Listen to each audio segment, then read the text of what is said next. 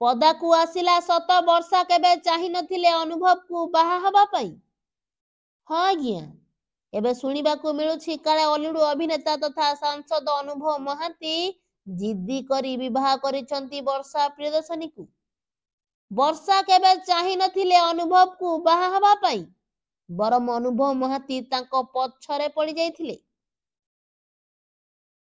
ଆଉ ଏବେ ବାହାଘରର ଏତେ ବର୍ଷ ପରେ ପୁଣି ଥରେ ଜିଦ୍ଦି କରୁଛନ୍ତି ଅନୁଭବ ବର୍ଷାଙ୍କ ଠାରୁ ଛାଡପତ୍ର ପାଇଁ। ଏଇ କିଛି ଦିନ ତଳେ ପରିବାର ଅଦାଲତର ରାୟ ବର୍ଷାଙ୍କ ସପକ୍ଷରେ ଯାଇଥିବା ବେଳେ ରାୟରେ ଅସନ୍ତୋଷ ପ୍ରକାଶ କରି ହାଇକୋର୍ଟରେ ଅପିଲ କରିଥିଲେ ଅନୁଭବ। ଏବେ ହାଇକୋର୍ଟରେ ଚାଲିଛି ବର୍ଷା ଅନୁଭବଙ୍କ ଡିଭୋର୍ସ ମାମଲା। एमिति न्यूज पाइबा चाहूଥିଲେ सब्सक्राइब करंतु आरजे न्यूज।